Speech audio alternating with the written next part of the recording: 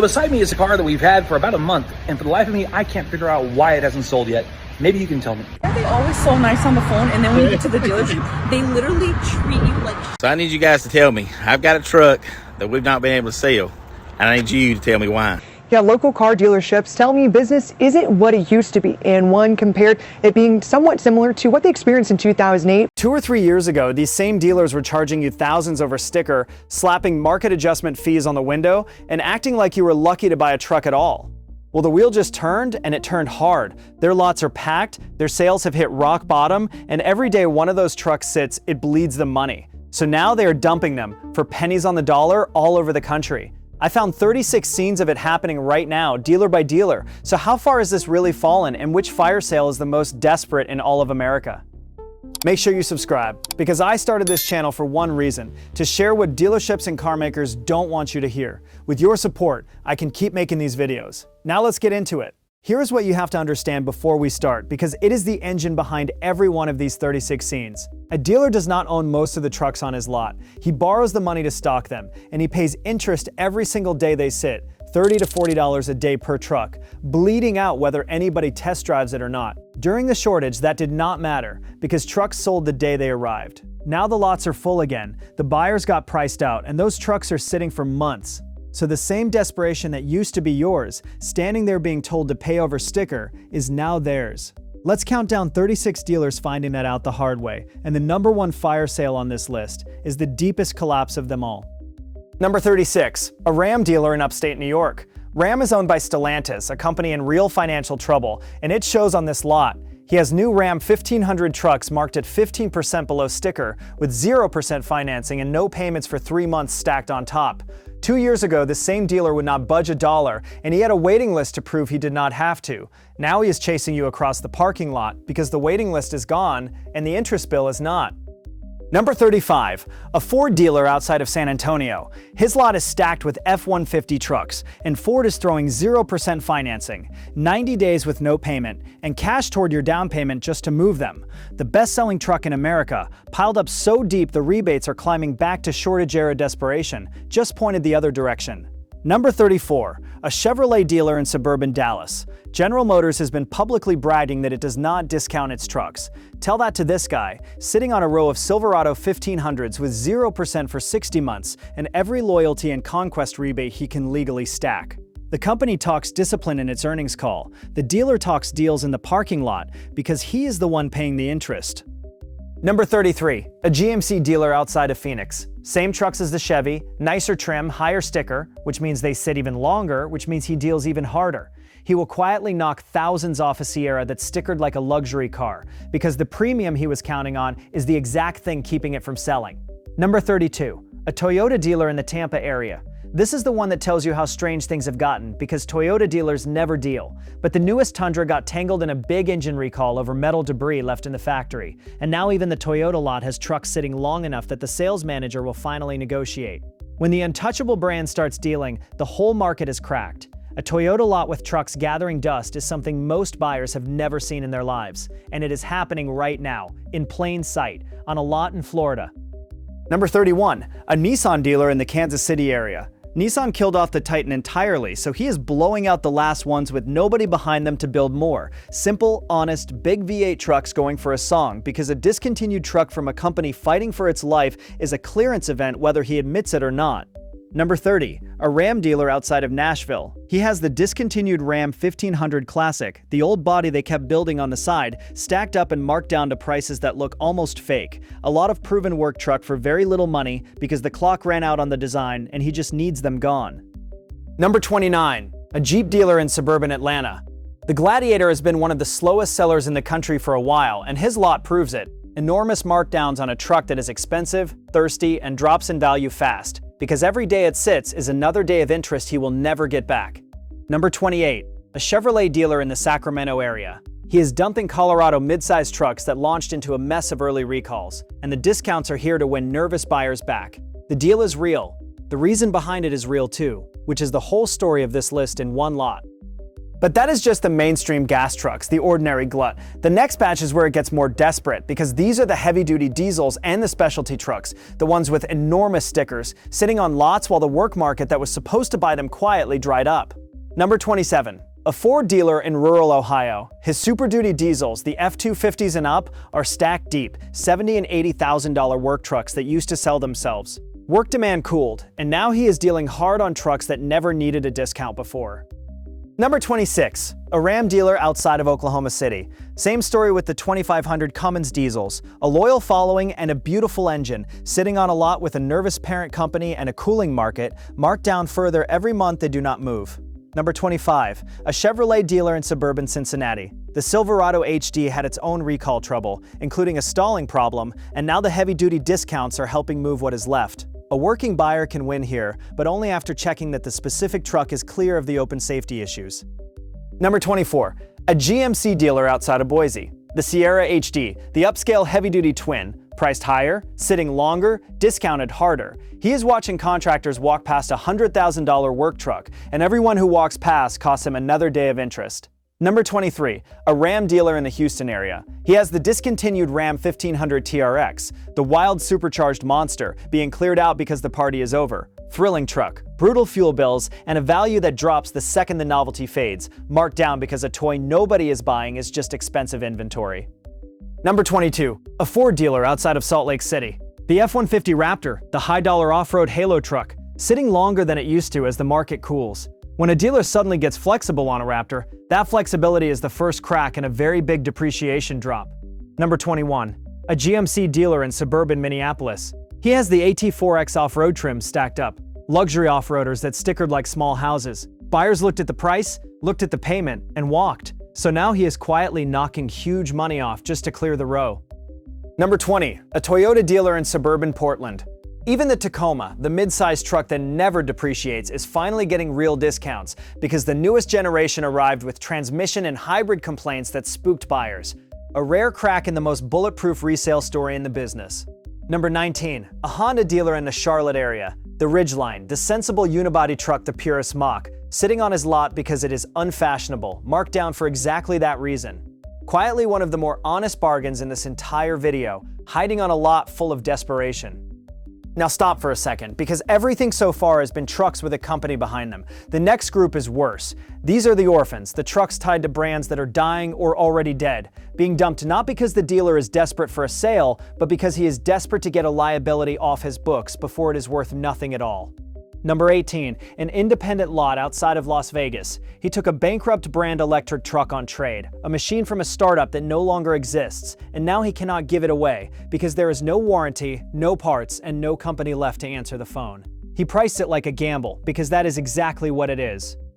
Number 17. A used lot in rural Georgia. He has an orphaned electric pickup from a company that collapsed into bankruptcy, and every buyer who looks at it asks the same question: who fixes it when it breaks? He does not have an answer, so the price keeps falling. Number 16. A Rivian showroom in suburban Denver. Rivian is not bankrupt, but it is still burning cash to survive, and a newer, cheaper model is coming that will make today's R1T worth even less. He can talk numbers now in a way that would have been unthinkable 2 years ago, because the value is sliding and everybody knows it. Number 15. An independent lot outside of Little Rock. He is sitting on a used electric truck whose maker keeps slashing prices on the new ones, which drags his down every single month. He cannot price it fast enough to keep up with the company undercutting him, so he just wants it gone. Number 14. A dealer in the Albuquerque area with a lot full of returning electric lease trucks. Hundreds of thousands of electric leases are coming back across the country all at once, flooding lots that already cannot move the electric trucks they have. He is drowning in trucks nobody wants, at any price. Number 13. A Chevrolet dealer in suburban St. Louis. He has electric Silverados that have shed enormous chunks of their value in just a couple of years, plus recalls over brakes and wheels, and the discounts keep coming. He prices each one like a live grenade because he knows how fast they fall. Number 12. A GMC dealer outside of Des Moines. The electric Sierra, even more expensive, even slower to move, discounted even harder, and every rebate the company announces on a new one quietly reaches into the value of the one already on his lot. Number 11. A Ford dealer in the Richmond area. The F-150 Lightning, the electric version of America's best-selling truck, with production cutback and rebates piled on the hood, on a nameplate people trusted for 50 years. He once had a waiting list. Now he is stacking incentives just to move them. Number 10. A dealer in rural Wyoming who took a Cybertruck on trade. The most hyped truck of the decade, through a string of recalls, its resale cratering as early buyers scrambled to dump them. He is offering it for a fraction of what it cost new. And even at that, buyers just walk on by. A truck that had a 2-year waiting list and a reservation frenzy, now sitting on a lot in Wyoming that cannot give it away. That is how fast hype turns into an anchor. But before we get to the top 9, understand what you are watching. These are not random deals. This is an entire market that spent years telling you to pay up, sit down, and be grateful, discovering all at once that the buyers simply stopped showing up. And the last 9 scenes are the deepest, most desperate fire sales of the whole collapse. Number 9. A GMC dealer outside of Spokane. The electric Hummer, thousands of pounds of electric excess that was hyped as the future, sitting with staggering discounts because almost nobody wants one and even fewer want a used one. He is trying to move a slow, heavy liability before it drops even further. Number 8. A Ram dealer in suburban Chicago. Stellantis is in deep enough trouble that the incentives here have gone beyond aggressive into something like panic. 15% off, 0% financing, no payments for months, all at once. When a brand throws every lever it has at the same time, it is not being generous. It is bailing water. And the buyer who walks onto that lot with cash and patience can name a number that would have gotten him laughed out of the building 2 years ago, and watch the manager take it. Number 7. A Ford dealer in the Detroit area. In the shadow of the company itself, sitting on lightning electric trucks the automaker took billions in losses on. The trucks were built practically down the road, and now they cannot be moved off a lot in Ford's own hometown without stacking rebate on rebate. Number 6. A Chevrolet dealer outside of Baton Rouge dumping both the gas Silverados caught in the engine and transmission recalls, and the electric ones caught in the depreciation, an entire truck lineup under a cloud, discounted across the board just to keep the doors moving. Number 5. A dealer in rural Indiana who is closing. Not slowing down, closing. The sales collapse and the interest on all that unsold metal finally caught up with him, and everything on the lot is priced to liquidate. A whole dealership becoming a fire sale, which is where this road ends for more of them than anyone wants to admit. Number 4. A Cadillac and Buick dealer in a big Florida retirement community who took a buyout from GM and is clearing the last of his trucks and SUVs before he locks the doors for good. Decades in that community, gone, and the final inventory going for whatever it will bring. Number 3. An independent super lot outside of Phoenix that gambled on buying up electric trucks cheap at auction, betting the prices would recover. They did not. Now he has rows of electric pickups worth less every week, and he is dumping them below what he paid, eating the loss in public. Number 2. A multi-brand dealer group in suburban Atlanta quietly wholesaling entire batches of unsold trucks to auction, not even trying to retail them anymore, just taking the loss to stop the interest from bleeding. When a dealer gives up on selling to the public at all and just dumps trucks by the truckload, the desperation has gone industrial. Those auction trucks then get scattered to smaller lots around the country and quietly resold, which is part of why fire sale prices keep showing up in towns nowhere near where the trucks were first stuck. And that brings us to number 1, the nationwide electric truck fire sale, the deepest collapse of them all. Across the entire country, dealers are sitting on electric pickups, the Lightnings, the electric Silverados and Sierras, the Hummers, the Cybertrucks, the orphan startup trucks that were supposed to be the future and instead became the single worst financial bet on any lot in America. These trucks stickered for $60,000, $80,000, over $100,000, and they are being dumped for a fraction of that, losing half their value in a couple of years, hit with recalls, undercut by the very companies that built them. A truck that cost 6 figures new, going for the price of a used sedan, because the market the industry promised simply never arrived. That is not a discount. That is a confession, written in red ink, on 10,000 lots at once. Number 1, and nothing else on this list even comes close. So here's the real story sitting underneath all 36 of these, the thing the industry is praying you do not connect. This is the same industry that, just a couple of years ago, looked you dead in the eye and told you to pay thousands over sticker. Wait months for the privilege, and be grateful you were allowed to buy it all. The markups, the market adjustments, the take it or leave it attitude, all of it was built on one thing, the belief that they held all the power and you held none. And it was never true. The moment the buyers got priced out and simply stopped showing up, the whole thing flipped, because the dealer is the one paying the interest, the dealer is the one drowning in inventory, and the dealer is the one who now needs the sale far more than you need the truck. Every one of these 36 fire sales is the same lesson repeating across the map. The power was always yours. You just could not see it while they had you convinced you were lucky to be there. And here is who feels this turnabout the sharpest. And it is not who you would expect. Some of it lands on the small dealer who got greedy in the good years and is now genuinely going under. And there is a rough justice in that. But a lot of it lands on the buyer who got burned during the shortage. The person who overpaid 22, 23, gouged on a market adjustment because they had no choice, and who is now watching that exact same truck sell for thousands less than they paid, still making payments on the inflated price. The turn came too late for them, and that stings.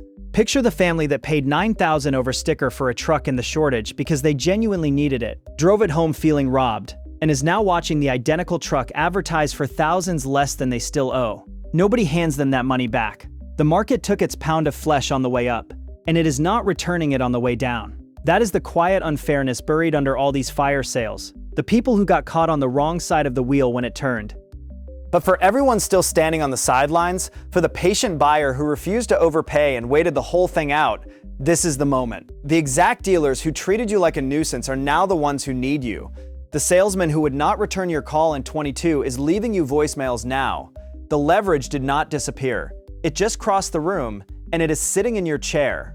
So what do you actually do with all of this? A few things, and they are simple. First, walk in knowing the dealer is the desperate one now, not you, because the interest clock is running on his side of the table, not yours. Second, ask how long that exact truck has been sitting, because a high day count is a truck he needs gone, and that is pure leverage for you.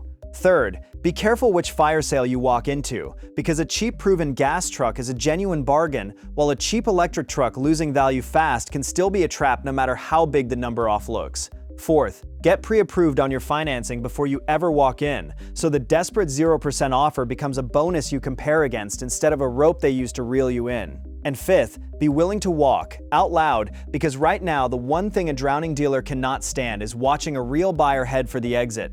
That walk is worth more at the negotiating table today than it has been in years, and they know it even if they never say it. Never forget what this whole list just proved. The market that told you to be grateful is the same market now begging you to buy. You never owed them gratitude. You owed yourself a good deal, and right now, for the first time in years, the good deals are everywhere.